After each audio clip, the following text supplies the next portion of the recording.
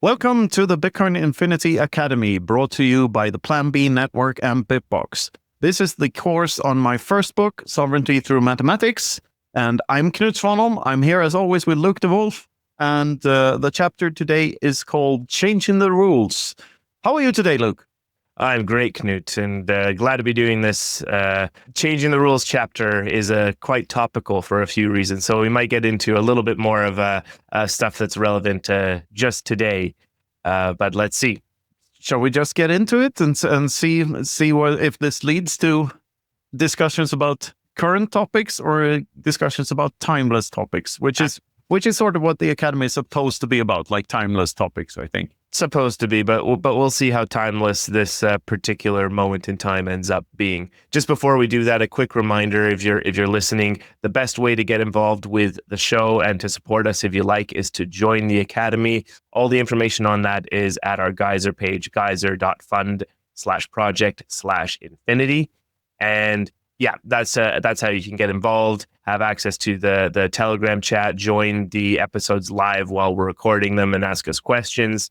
And plenty of other things. All the details are there. So with that, shall we just dive in? Yeah, let's upgrade the Academy through a soft fork or hard fork here. Let's see what happens. Perfect. Changing the rules. Altering the Bitcoin protocol is easy.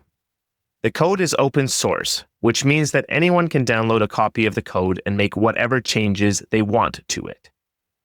Altering what the participants of the Bitcoin network view as the real deal, however, is hard. Really hard.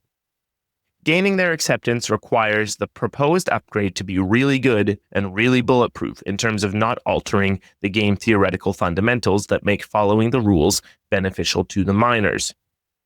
Upgrades to the protocol can be implemented via either a soft fork or a hard fork. A soft fork is a voluntary, backward-compatible upgrade. A hard fork requires every node in the network that wants to stay active to upgrade its software. Even a soft fork can be very controversial, and a great debate between proponents of different paths to scaling up the Bitcoin network in 2017 led to a portion of the network forking off and creating a new chain via a hard fork. Even though the proposed upgrade was implemented following the consensus rules, some participants weren't very happy with it. At this point in time, it is unlikely that Bitcoin will ever hard fork again, except to fix critical bugs. And with that, well, this is probably opening up loads of discussion points. Where do you want to start? A whole can of worms here. Yes. Yes, this is saying a lot about stuff like soft forks and hard forks, and also alluding to the block size wars. There have been we're in the midst of a civil war in Bitcoin right now, it seems. And there have been two preceding wars. The first one is kind of unknown, the op return wars, where the op return feature was implemented. And the big one is, of course, the block size wars. Also, the first one, the op return wars, is from back in 2014. So Bitcoin is a very different thing back then. We don't really have any proof that it is as decentralized as it claims to be until after. To me, my belief in Bitcoin was sort of ironclad after the block size wars, which were never about block size really, but about control. So you had the TLDR on that is that you have all the biggest companies in Bitcoin, the miners and the exchanges and the payment providers. They all wanted a hard fork to increase the block size, to be able to accommodate more transactions. And it's been framed as a fight between small blockers and big blockers, but it was all about control, because what increasing the block size via a hard fork would have done is set a precedent that this kind of behavior is okay, and then it could have upgraded again and again and again, and the block size could have been infinitely big. A hard fork did happen, and alternative currency called Bcash forked off. The biggest proponent of that was Roger Ver, but fake Toshi, or Craig Stephen Wright, was also in on this thing. And it was worth up to like a fifth or even a fourth of a Bitcoin at one point, I think. So the thing that happens when a hard fork happens is that you, as the private key holder, you all of a sudden have both coins or both tokens, and so you can keep them both, or you can sell one for the other in hopes that that one will win the war. And like, because money is a winner take all game, and one of these things will just be forgotten about and go to zero over time. And but to me, it was obvious that the one fork that the users wanted, not the big conglomerates, was the one that was going to win the war. At least that's what I hoped. So I sold my Bitcoin Cash quickly. And like this is at the time when I'm trying to learn Bitcoin. So I actually wrote an article. It's the first article I wrote that took off and went sort of semi-viral, and it was about how to take control of your own private keys, because that wasn't very easy back in 2017. If you were using a custodial wallet, you sort of had to figure this stuff out. So I wrote an article about that. And had I not written that article, I don't know if this book would have existed, because like that sort of fueled me to write more. That I saw that I had a voice in this. So it's super interesting, all of it. That this is how it works. There are a lot of misconceptions about it, and I think we dive into those misconceptions in latter paragraphs. So maybe we should just go on here and you have any comments on the block size wars or this paragraph? Yeah, first off, I'll just say I think this is really good history to start. This is good education. There's plenty of good things, podcasts, books about the block size wars, and it's good to know the history. So certainly recommend that if you're listening and you haven't learned the history, that you go check that out. But yeah, I think one of the points here, anyone can make changes to the protocol here. That is in fact true. It's just about adoption. Who is going to adopt that change to the protocol? If you make changes on your own implementation of Bitcoin, only you are going to be running it. You have to convince other people to run it. And the users of the Bitcoin network are not likely to adopt that change. Not extremely likely. And even now, there's only one implementation of Bitcoin that holds the vast majority of the market share. There's one development team, and this is where changes to Bitcoin do take place in ways that don't require even a soft fork or a hard fork. Changes there happen on the level of basically the node client, and there are various settings that can be changed or added or implemented that don't require any actual forking to happen, so to say. It's just updating your node. And I prefer to just, we can circle back to that later, but I just want to set the stage here a little bit, if that's okay. If you have any specific one more comments. thing to say about that is, like, most technical issues, technical changes to Bitcoin, like they don't have a real impact on the social contract, or like the economics of Bitcoin, or at least the devs don't think it does.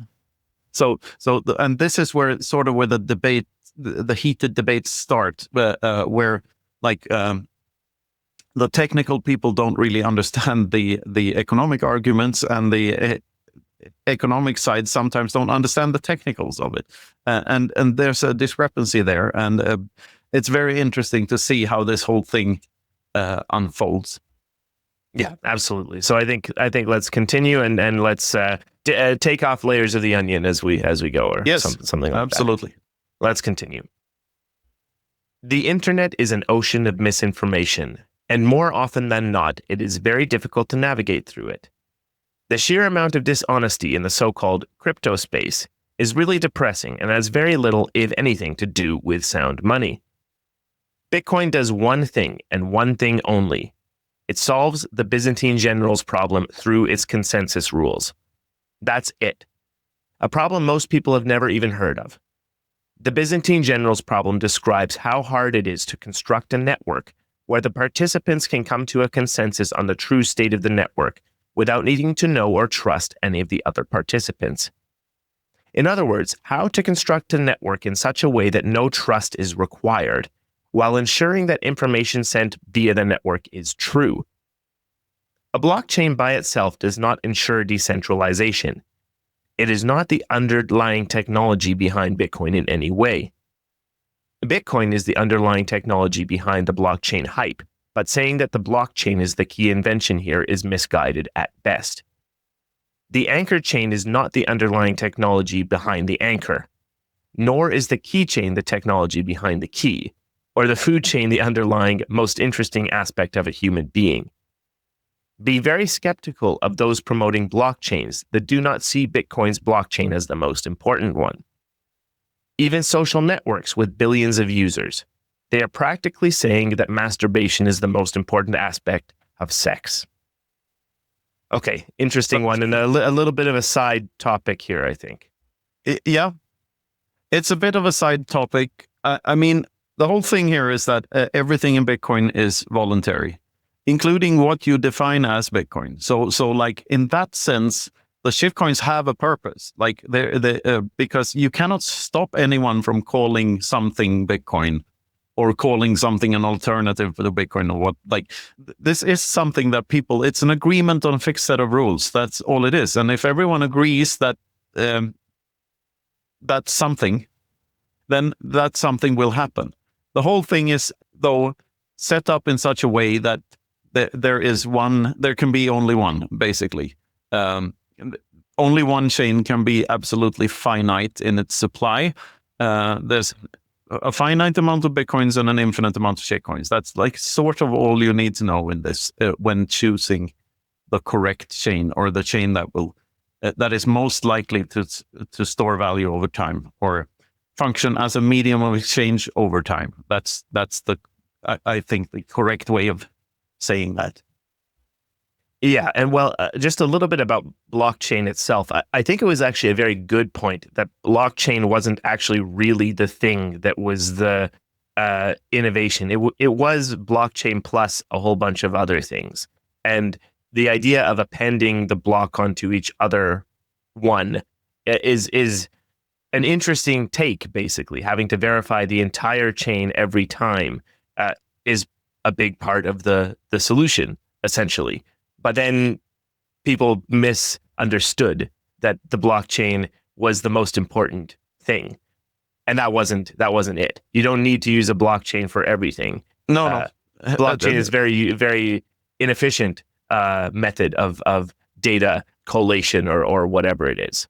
Yeah, and it's not necessary for any other use case than money, because like none of the other use cases actually require decentralization or is better off because of it.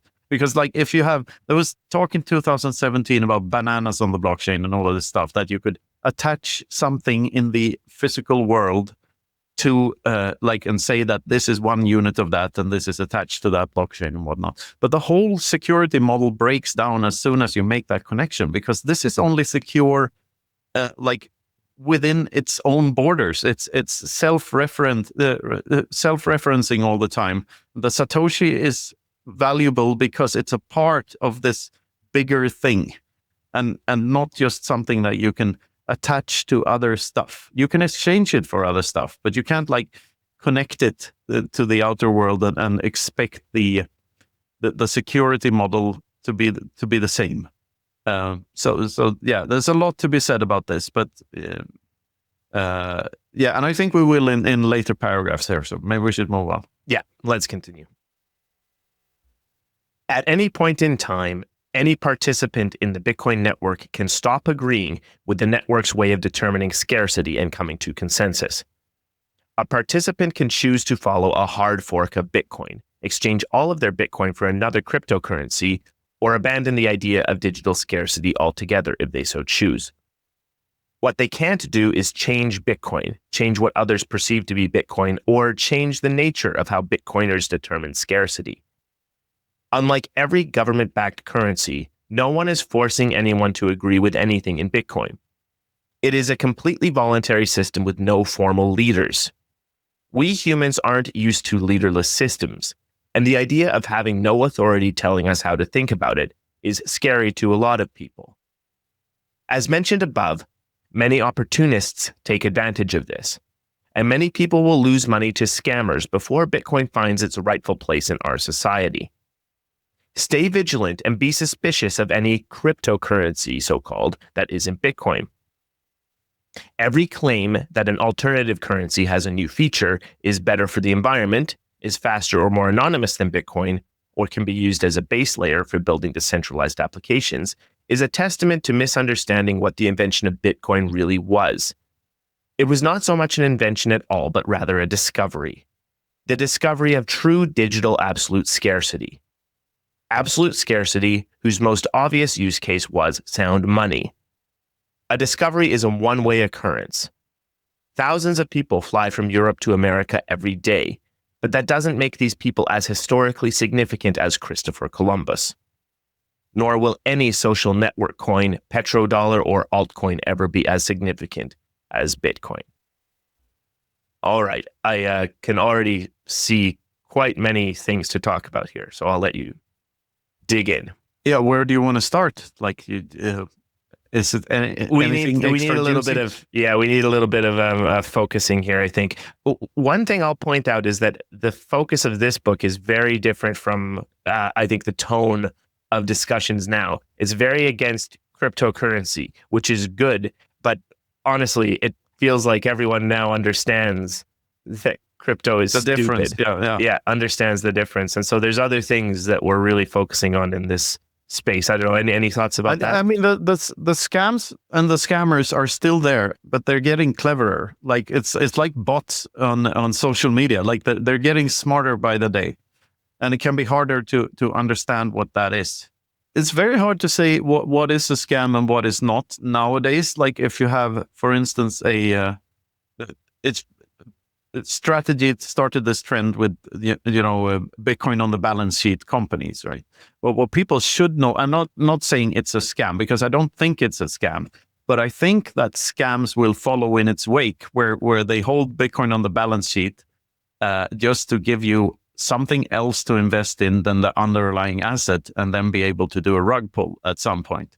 Because like paper Bitcoin is not Bitcoin. Like anything. The ETFs, some of them may be scams, and they might rug people at some point and just sell all the Bitcoin and fuck off somewhere. It's tricky. It's a tricky space to navigate, especially when you're dealing with other things than the actual core protocol and just holding your own keys. If you're dealing with custodial services or things built on top of Bitcoin or beside Bitcoin, there is always a risk involved. I mean, there's a risk involved with the base layer too, but that risk is basically you yourself. Like you not having done your homework is the only risk there. So, just be aware of that and do your homework. Yeah, absolutely. And I think the next point I'd like to touch on here then is the discovery of true digital absolute scarcity, whose most obvious use case was sound money. That's vastly important here, basically. And I think that's at the core of the issues right now. What you talked about earlier, the difference between the devs who are just all about the technical stuff and the implementation, and the people who have adopted Bitcoin rightly because it is the best form of money ever conceived. So what's the cause of the problem here, and why is it that the most obvious use case is sound money for Bitcoin? I mean, Satoshi wrote about this many times. I by the way, that's a disclaimer. I don't really like using Satoshi's words as as some sort of proof that Bitcoin should be this or that. That's sort of what Roger Ver did with the word cash in the white paper, and it was totally misinterpreted that and said like Bitcoin needs to be a medium of exchange over space before anything else. So I don't really like that. But having said that, Satoshi actually wrote about like I've tried to make Bitcoin function in such a way that you can make all sorts of transactions, all the monetary transactional types I can think of on the base layer. Multisig, for instance, was one of the things that Satoshi mentioned. But he never said anything about arbitrary data storage, and rightly so, because like Bitcoin, when people use it for other purposes than money, then that inevitably leads to Bitcoin being worse as money. And that can be very hard to see. So let me try to explain it. Right now, real estate is being used as money. So people buy houses because the money doesn't work. Fiat money doesn't hold value over time. It does not function as a medium exchange over time, just over space. So what do people do? They buy real estate and stocks and bonds and stuff to secure their wealth into the future.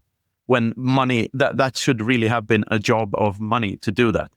So Bitcoin comes along and solves that. So like what happens with real estate is that it becomes worse at housing people, at sheltering people from the outside forces of nature, because people don't live in them when they're just stores of value. In an area with expensive beachfront property, it's common that anywhere in the world that a billionaire owns all the houses and the poor people can't afford a single house. So they're pushed out of the market. If we had functioning money that functions as a store of value, both the poor man's problem and the billionaire's problem would have been solved, because the billionaire could hold Satoshis or Bitcoin instead of real estate and just own 1 or 2 houses instead of 50, thereby pushing the prices of houses down. And if you denominate in Bitcoin, house prices are going down. So this is, we'll get into that a lot later about how like shifting your lens and viewing things through Bitcoin is like a great revealer. It's like those glasses in They Live, the Carpenter movie from the 80s, where you can see the world for what it actually is. Anyway, money, when used as other use cases for money, in gold's case, like the industrial use cases and the jewelry use cases, actually make it a worse form of money, because there's demand for it as a consumer good or a production good, and not just a good sui generis, like a good that has one single purpose, that being medium of exchange.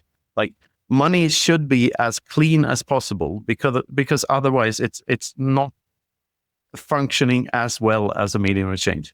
So what happens when Bitcoin becomes arbitrary data storage is that the signals get distorted, and also that the biggest risk is that it might be more expensive in the future to fire up a node, because of all of these non-monetary transactions taking up disk space, basically, and the blockchain or the time chain becoming bigger at a faster pace, which wouldn't have happened if this wasn't possible. So there's a lot there to unpack. But the underlying economics of it all is that money that is not only money, but other stuff, is worse at being money. If people understand that, the whole discussion about what to do and what not to do with certain technical aspects of Bitcoin right now would have been much clearer if people just understood that Bitcoin is a monetary network. It was never intended to be anything else. And if it becomes something else, then it won't function as well as money. This is sort of proven by a bunch of shitcoins like Ethereum that tried to be everything, a world computer and blah, blah, blah, and ultrasound money and all sorts of buzzword salad and code salad bullshit. And it's a worse form of money. Like all the quote unquote blockchains that try to do anything else than just be money will lose value over time. In other words, be a worse form of money. And the blockchains that are trying to compete with Bitcoin in being good money will have to be better than Bitcoin, and which means they would have to have a bigger network effect than Bitcoin. They would have to have more people agreeing with them that this is a superior money, which is a losing game to begin with. So any other token in theory would have to differentiate itself from Bitcoin so much so that it doesn't compete with it, or take it on head on, like compete with it. And that's obviously a losing path, because Bitcoin has such a head start, and every good idea is already being implemented on Bitcoin. This is another thing I want to get into later, like how we define good ideas, or differentiate itself from Bitcoin so much so that the other use case doesn't compete with Bitcoin. But there is no other use case for a fucking blockchain, because it's just a slow database. The only reason we need it is to allow for decentralization, which is an unfortunate need, unfortunate means to a greater end, which is sound money. So it's very unfortunate that we have to have a blockchain. It would have been much better if we could just trust a guy with the ledger. But we can't trust a guy with a ledger. People are printing money. That's so we had to figure out a way to check every transaction, because the only way to check that there isn't any counterfeiting going on is if everyone checks every transaction all the time. That's the only way. So that's what Bitcoin is. That's why we need the time chain. Yeah, and this is a fairly long chapter actually for this book, so I won't linger too long here before moving on. But I think one point here definitely is that it's often not obvious why this is actually important. That Bitcoin being used as some other things is actually bad. Theoretically, the blocks being full sized is actually completely fine. Like if every Bitcoin block was full of monetary transactions, the node runner is getting the same effect. That the blockchain is growing at a certain pace, and they're going to need to upgrade their hardware at some interval. That's becoming a lot less relevant, honestly, because the increases are linear and hardware still keeps getting better exponentially at the moment. So that's a much less useful argument. There are other things going on though, and I don't want to muddle this or get into discussions that are a little too technically deep. And in fact, I think we will have discussions with people who know about this better. But stuff that create more Bitcoin UTXOs, that's a lot worse.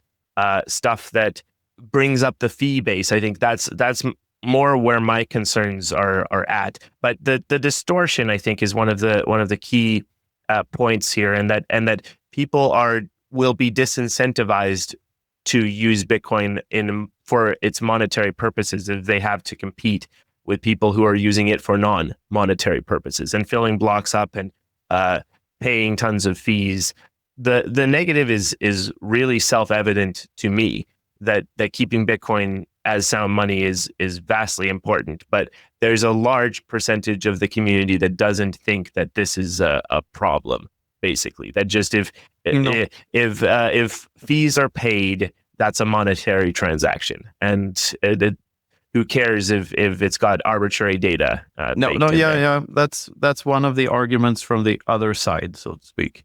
I saw someone in one of these heated debates about this current thing. I got someone posted a picture of the so-called Bitcoin dominance index, and which is tracking how Bitcoin fares in comparison to other alternative cryptocurrencies. And I don't like this metric at all, because I think it's insincere. It's giving way too much credibility to the other projects, because you could theoretically just fire up a new cryptocurrency. I sell one to you, Luke, and I charge $10,000 for it, and then there's 10,000 other tokens, and I say my market cap is $100 million.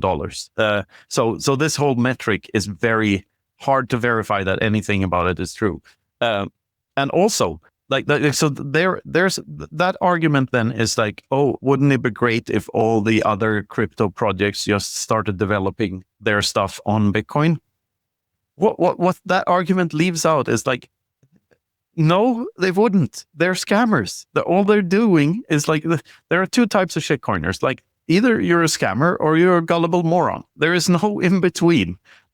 Like, sure, there may be people who who even develop these things for altruistic reason, but I would put them in the gullible moron category, because they haven't understood that this is not possible. It's not possible to have two different competing finite tokens. Like, makes no sense. So where I'm going with this is like, yes, Bitcoin is for enemies, but that doesn't mean you have to like your enemies. They're still enemies, and they should still be fought as such. And spammers and scammers are your enemies. Sure, Bitcoin is for them too, but please stop doing scammy stuff. I'm still going to fight that any way I can. Yeah. Well, not only on Bitcoin. Like, I'm a libertarian, right? I'm an anarcho-capitalist. I believe that people should take responsibility for their own actions. And I believe you should be allowed to run a casino and offer stupid games for people to win stupid prizes from. I don't think any like legislative bodies should like legislate against that. Like, I don't want the government to stop people from being idiots, because I think people should take responsibility for their own actions. However, two things can be true at the same time. That doesn't mean I have to like scammers. I can still, I am as free as they are to scam people. I'm free to call them out as scammers. So, like, yeah, fuck scammers. They're bad actors. Yeah, but I think that there is a difference between this stuff happening on Bitcoin and scamming in general. We're calling out scamming in general, but it's way worse when it's happening on Bitcoin. Yeah, Bitcoin is the most important software project in human history, like by far. So, like, fucking with that deliberately, I am on the autist side. I think it is equivalent to rape, and not only a physical rape, but a rape of like many generations to come. I think it's very bad behavior, and I think it should be at least called out and hopefully fought against with any means we have, any non-violent means we have, because we have to be non-violent. Otherwise, we're just as bad. Very much so. We could probably keep going quite a bit here, but let's continue and see what other ideas emerge from this chapter. While changing Bitcoin might be really hard, changing the current political state of the world is nearly impossible. Not because of the risk of having your voice drowned out.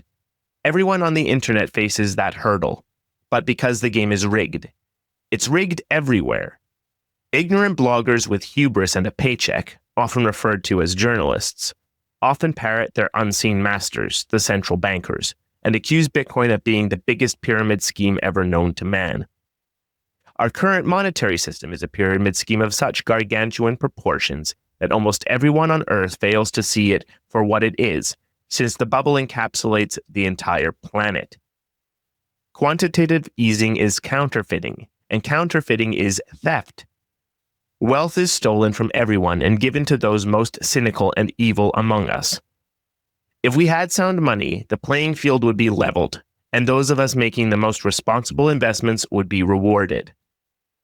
Right now, our current system rewards ignorant demagogues and outright liars instead. A hierarchical system of power will always favor those who crave power above all else. A decentralized system will not. It cannot. It's fair. So, a little more about basically the problem that Bitcoin is helping to solve. Yeah, this is in manifesto territory, this paragraph. But yeah, that's counterfeiting is the problem that Bitcoin solves. Simple as that. Yeah, and like the last couple of sentences here reminds me of a quote. I think it's a Mark Twain quote. It's always Mark Twain, isn't it? About that, like, power corrupts and absolute power corrupts absolutely. It might be false. It might be that absolute power attracts those who are already absolutely corrupted. So,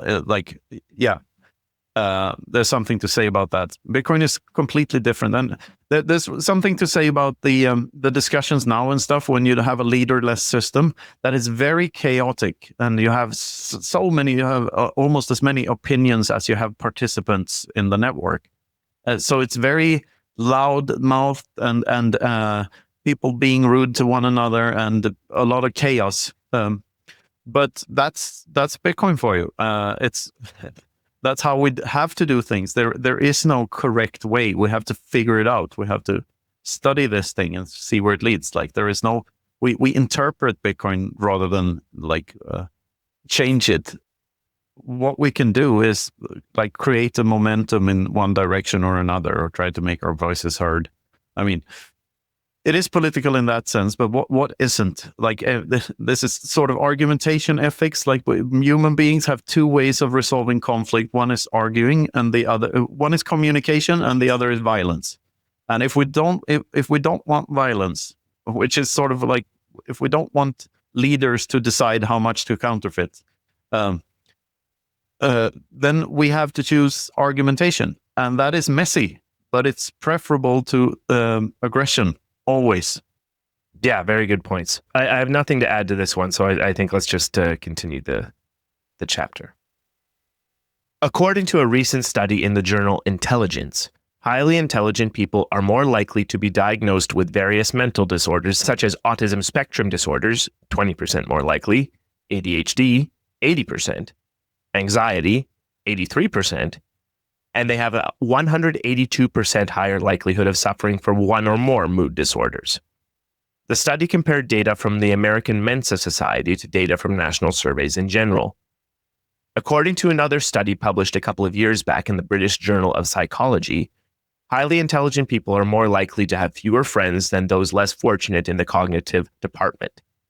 In addition to this, many separate studies show that ADHD brains are linked to higher performance in some measures of creativity than their normal counterparts.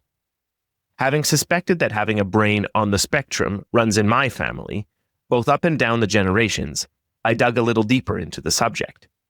I did this mainly because I'm curious about myself and why I function the way I function, but also because of the fact that these diseases were almost unheard of when I grew up. I've done a couple of tests online. They all say I'm quite likely to suffer from one of these conditions, mainly ADD. I've heard preschool teachers voice suspicions about spectrum disorders in one of my kids. And even though I suspect that some teachers look a little harder for these things than they probably should, I wouldn't be surprised if the child's behavior matched more than one of the spectrum condition criteria. A thing that did surprise me, though, was that the Swedish Ministry of Education recently decided to pay extra attention to extraordinarily gifted children. Very unsocial democratic indeed, and probably a sound thought.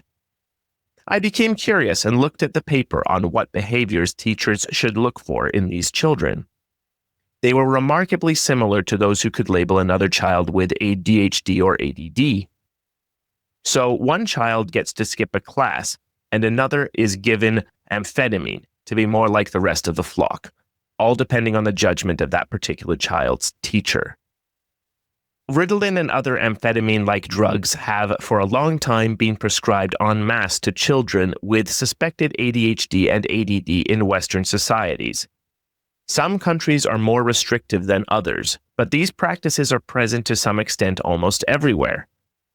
People are being given antidepressants all over the world, and there's an opioid epidemic in the United States. Could it be that we're seeing this from the wrong perspective? What do the institutions and schools have to do with our recent love for mental medication? Here's a scary thought. Are we medicating the wrong segment of the population? Could it be that the less intelligent are unable to understand the behavior of the more intelligent? I'm not saying that everyone on the spectrum is hyper-intelligent, but maybe there's a grain of truth here. Not being able to properly adjust to groups may just be a side effect of preferring to be alone. Not being good at submitting to the will of authorities may be a sign of independence rather than simple disobedience. Imagine if Nikola Tesla or Albert Einstein had been given Ritalin at an early age.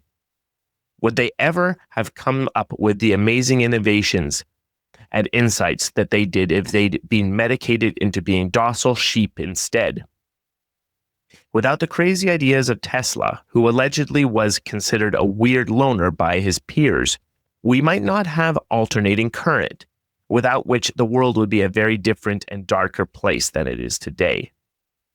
Good ideas propel humanity forward, and we have no idea what we're missing out on by turning our would-be future inventors and scientists into zombies instead. Keeping the ducks in line might seem beneficial to the collective, but it is only the individual that can spawn an original idea. Okay, big turn here and sort of totally different topic, and a lot said here. So, what were you getting into with this? This is why you should read Bitcoin: The Inverse of Clown World, because Luke helped me write that, and because of that, it's much more. It takes very much fewer of these sudden left turns, in comparison to the earlier books. Anyway. What am I talking about here? Yeah, I think the text sort of speaks for itself. There's something to be said about institutionalized schooling in general. There's a very good Rothbard book called Education Free and Compulsory that I highly recommend. Like, public schooling is an idea from the middle of the 19th century or early 19th century, somewhere around that. And it's basically the idea that we should streamline education, put everyone through the same system so that they can come out the other side, put into these neat little boxes. And you get an engineer there, and you get a lawyer there, and a doctor there, and you can ship them to other parts of the Commonwealth and have them do tasks, like coordinate people, and claiming that you are now a doctor, you are now an engineer. And it's then once this institution was in place, and public schooling is like everywhere in every country, then it's very hard to make people think outside of that box. And to think of schooling as maybe not only a positive thing, and I think this chapter is alluding to that, and also this the inflation in the diagnosis of mental disorders that have been on the rise for at least the last decade. There's a lot to be said about it, and but I think we should just go on and see what the rest of the paragraphs about this say. Yeah, sounds good. Well, and I mean, I think just the one point in here is that it's been acknowledged that there wasn't a conception of what these things are, and the increase in diagnoses is something a little bit of that. There's actually a defined metric for saying here's the thing you have, and it's also funny too, because deciding to put people into little boxes for the reasons of, hey, you exhibit these symptoms, therefore we must give a name to you, rather than just saying, well, hey, we're all people, we're all individuals somehow. I think that's mistake is maybe too strong of a word here, but categorizing people based on the list of mental disorders they have is, I think, quite grotesque, honestly. It is, and it's one of those side effects of collectivism, like poison being the real brain poison here, where like if you are a duck and if you're an ugly duckling and you have problems staying in line with the other ducks, then you're automatically labeled as as if there's something wrong with you, when that doesn't necessarily have to be the case. Well, right. And I mean, I think the secondary negative here is that I don't think it would matter nearly as much if it weren't that, hey, you have a diagnosis, therefore you have an answer, and the answer is some kind of medication. That's definitely the real major negative here. But the thing is that the categorization also has problems with that as well, because in today's age of social media and wokeism, for lack of a better term, people can use their litany of diagnoses as victim points and gain status in the oppression Olympics. Absolutely, and they open a whole different can of worms. But that is definitely true. Yeah. So let's continue as you said. But that's just my thoughts on the matter. This is an important topic, but we cover it more later. And I think for the sake of being a little bit more focused on the changing the rules of it all, we'll continue. You haven't been taking your pills today, Luke, have you? No, I haven't. Okay. I don't take any pills. You take orange ones? I do take orange ones. I took one. Do you only take one required? Only one required. Do you keep taking orange pills as you conviction deepen? That's not a thing, right? Let's not make that a thing. I accidentally ate the whole bottle. Yeah. And now we see what happened with that. Good stuff. Let's continue. Our societies are built upon institutions, and institutions, once in place, have a tendency to act in their own best interest. The people in them have much to lose by not giving in to the will of the machine, so to speak. This includes our schools, in which the children are lumped together for many years with potentially nothing in common but their age. They are then forced to imbibe a curriculum adapted to the median, neatly packed into different subjects, and are then graded by the person most likely to be biased against their talent that exists, the teacher. The internet has long since rendered this system obsolete, but it seems only free thinkers understand that. If anyone should be medicated, it's not the children on the spectrum. Instead of giving these kids mind-numbing drugs, maybe we should try giving everyone else mind-enhancing drugs instead. The sad story about dumbing down the gifted for the sake of the collective is nothing new. The Arab world, for instance, thrived scientifically between the 8th and the 14th century, until the collective interest of religion effectively killed that. Socialist states keep collapsing, Venezuela being the latest tragic addition to this collective madness. Russia threw one of their best thinkers ever, Garry Kasparov, in jail. In short, any society that puts the collective before the individual is on a very dangerous path. Thanks to Keynesian economic theory and central bank counterfeiting, or quantitative easing, all countries are on this path right now. What are the odds that Satoshi was on Ritalin when he wrote the Bitcoin white paper? Yeah, so I think rounding out this topic, and we'll be back to the main scheduled programming after this, but did you have any last thoughts here, Knut? No, I mean, this is to be taken with a grain of salt. I'm not advocating for drugs here, really. I'm sort of like more saying that drugs shouldn't be enforced on people. Like nothing should be enforced on people, and putting kids into large groups only based on their age might not be the best idea ever. It's definitely an idea that should come under more scrutiny than it does, in my opinion. Yeah, I'm not sure there's too much more to say about this. I like the point about mind-enhancing drugs from the perspective of that we shouldn't be prescribing them. I definitely disagree with that, but there maybe should be some more knowledge and understanding about the substances that are available to people and the ways they can be used. Caffeine is probably the biggest mind-enhancing drug out there at the moment. Just the increase in energy. A lot of people can get a lot more things done, and that's pretty good. Creatine is actually surprisingly a very good mental clarity enhancer, and that's good. We've had someone on who believes nicotine is very good for or at least has beneficial effects, and maybe let's not open that exact can of worms, but there's even arguments that alcohol or marijuana are mind enhancing to get into a more creative mental state. But it's interesting. I think all of these things have to be taken in moderation with a grain of salt, and it's also interesting that all of these things are more natural to some extent.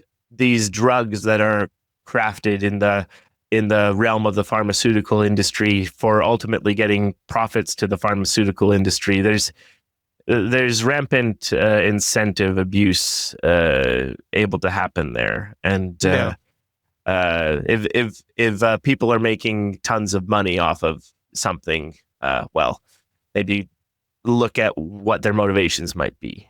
Absolutely. And once again, two things can be true at the same time. You can be totally for that each and every person gets to decide whatever they put in their bodies because it's a victimless crime, and at the same time not do it to yourself if you don't feel the need to.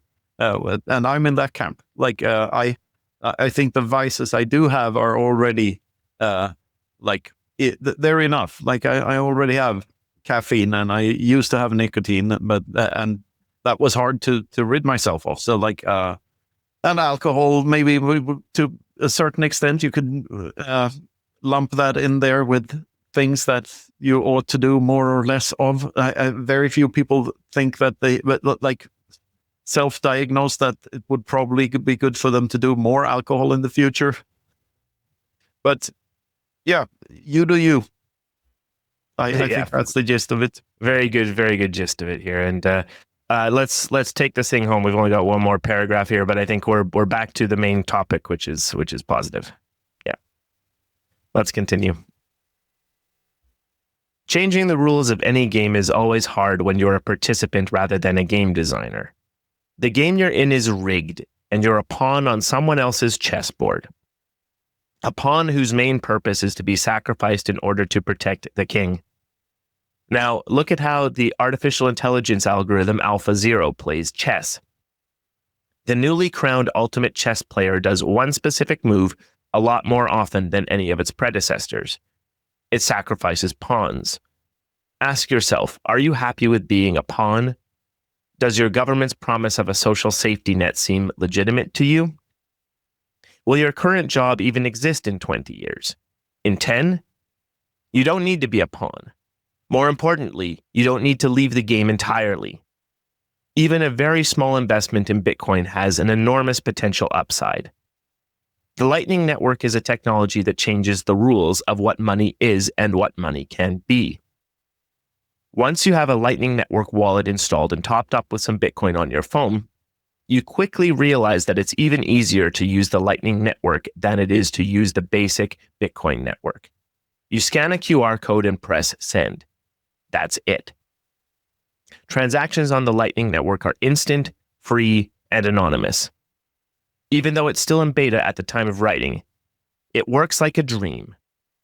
Imagine what you can build when money can flow through pipes like water or even energy. Circuits that run on value instead of electricity. Logic gates made electronics possible rather than mere electrics.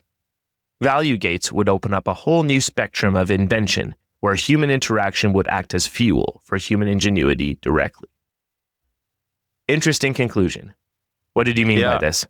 There's a lot to be said for the about the chess analogy with Bitcoin. Like I think the rules of chess are very analogous to the rules of Bitcoin. There is no like leader in chess who decides what the rules of chess are. They have evolved over the ages through consensus amongst the players. And sure, you can play on a chessboard. You can move the pieces however you want and play other games than chess, but you won't have as many other players to play against. So it's very similar to Bitcoin in that sense. And the last change to the rules of chess was like in the 11th century. It's a move called en passant, and that's been around for like 900 years or something. Or if it, maybe I'm wrong here. Maybe it was that it has been around for 1100 years, and it was like around the year 900. Either way, it's mind-boggling that it has been around for almost a millennia. So, and I think the chess analogy is perfect. Like you can play Bitcoin, which is the original chess, or you can play chess cash, where the chessboard has the same amount of pieces, but it's a 64 times 64 squared board. You can play chess Ethereum, where the rules change with every move. And you can play chess Nero, where no one knows how many pieces there really are. And like all of these are analogous to all the shitcoins. So I love the chess analogy, and we'll go into that more in later books, I think. Let me actually correct. Let's be correct about exactly what happened with the chess analogy, because it's better. It makes it better to have the exact timeline here. Theoretically, the en passant rule was not adopted at any one specific date. Sometime between the 13th and the 16th century is when advancing two squares up the board, advancing upon two squares, was introduced to speed the games up. But en passant was not realized that was needed, basically, to correct a tactical imbalance. So that rule appears to have been introduced sometime in the aftermath of that, the 13th to 16th century, and it appeared in chess books around that time, but it was adopted at the latest in about the 1880s by some chess associations, which means it was adopted in a decentralized manner, and it had to be adopted by multiple groups to achieve consensus, basically. I stand corrected, Luke. But on the timeline, but the analogy still works perfectly, right? It is consensus rules. Like it is people in a decentralized manner coming up with an idea together, and exactly. I love it.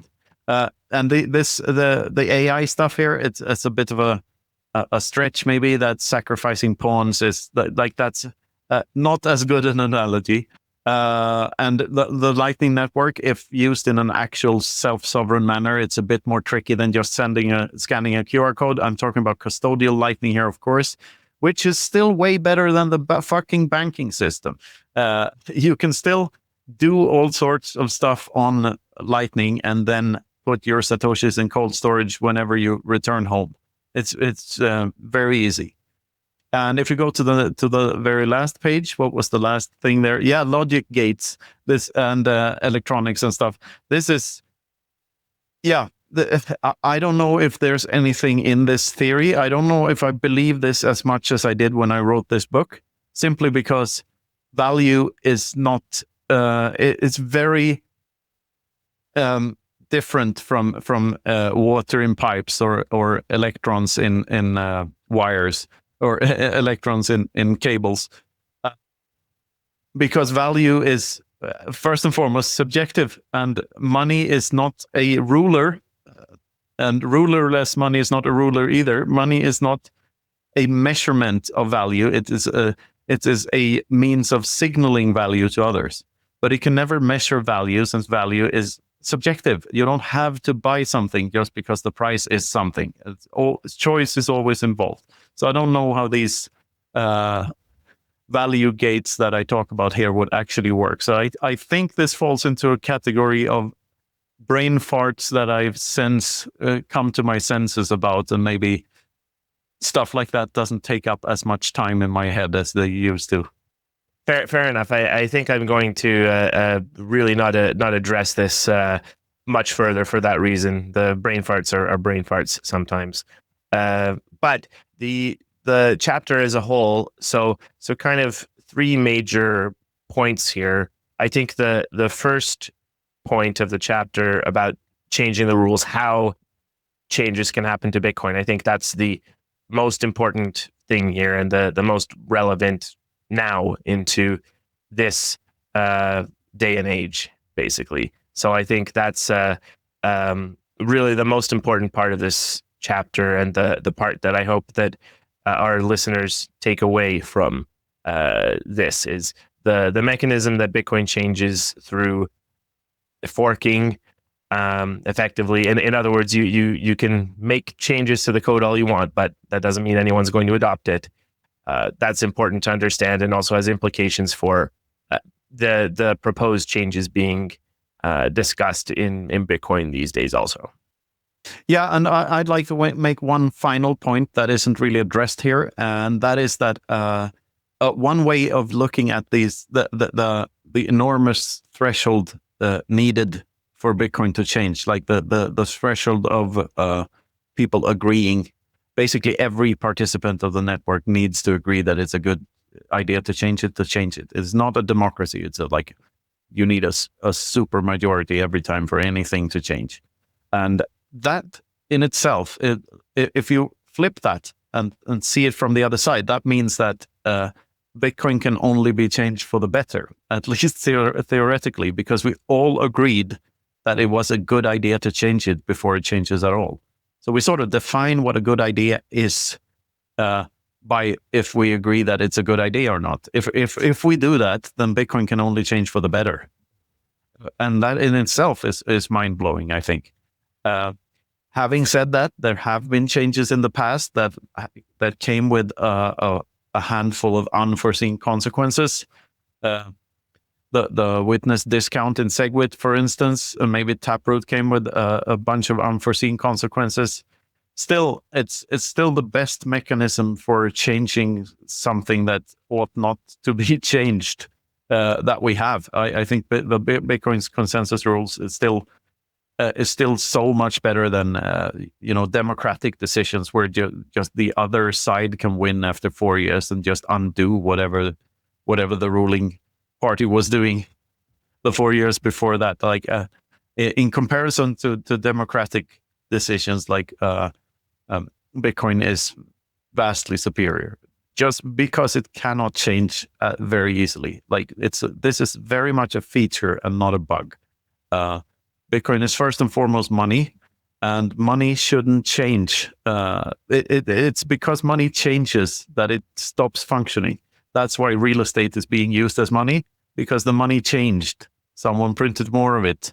That's what we're trying to get away from. So changing the rules is, for the most part, not advisable. Another final point, the word ossification comes up in debates about changes to Bitcoin a lot. And the curious thing about that that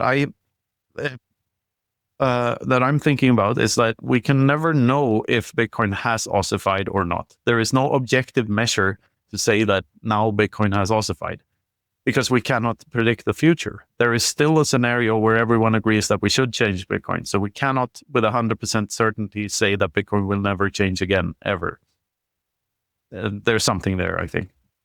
Yeah, plenty of good points here. And well, I think one of the most relevant ones here is that the comparison of Bitcoin and democracy actually is kind of still relevant here. It's just that the threshold needed is higher.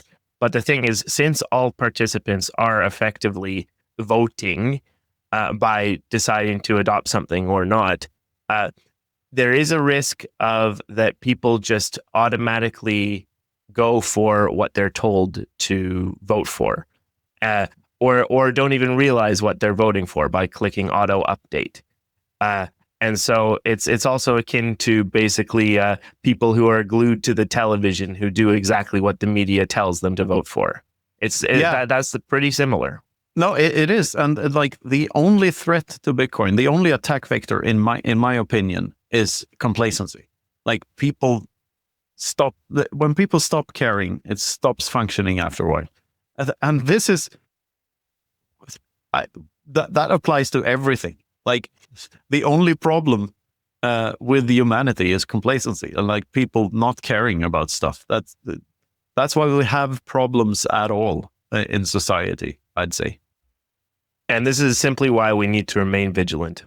And I think this is a good place to stop, because we will get into many of these ideas more later. And also, we're going to be talking about a lot of these topical issues a lot more lately. And this is actually something that basically I think we're announcing, sort of. Do you want to take that, Knut?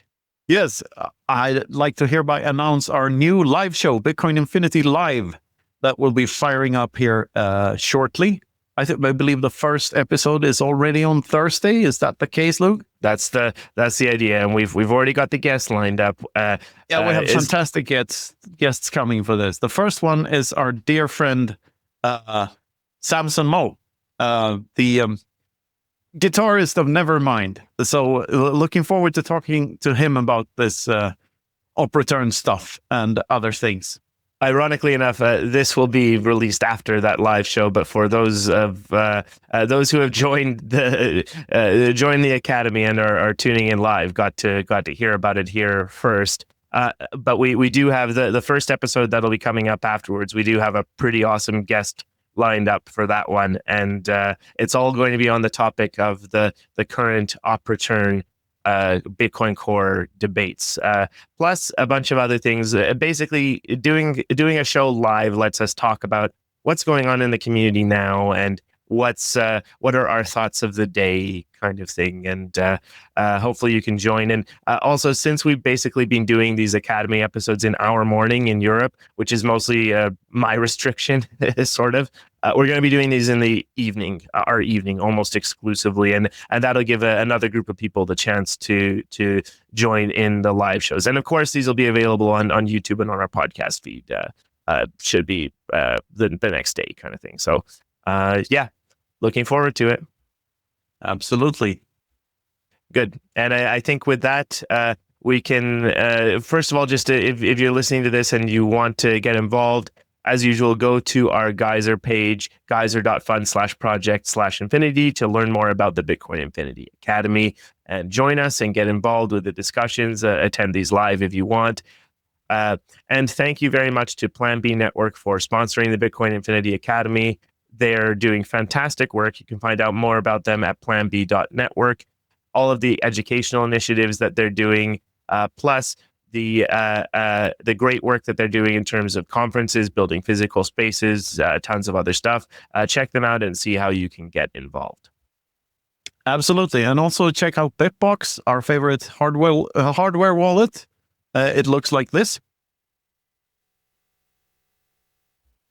And it's a very neat little device. Privacy focused, easy to use. Just a very good hardware wallet, in my opinion. Perfect. Yeah, we're big fans of Bitbox, so thank you also to them. And so with that, I think this has been the Bitcoin Infinity Academy. Was there anything else you wanted to add, Knut? Spadoinkel, as usual, Lug. So until next time. Until next time. Thanks everyone for listening. This has been the Bitcoin Infinity Academy.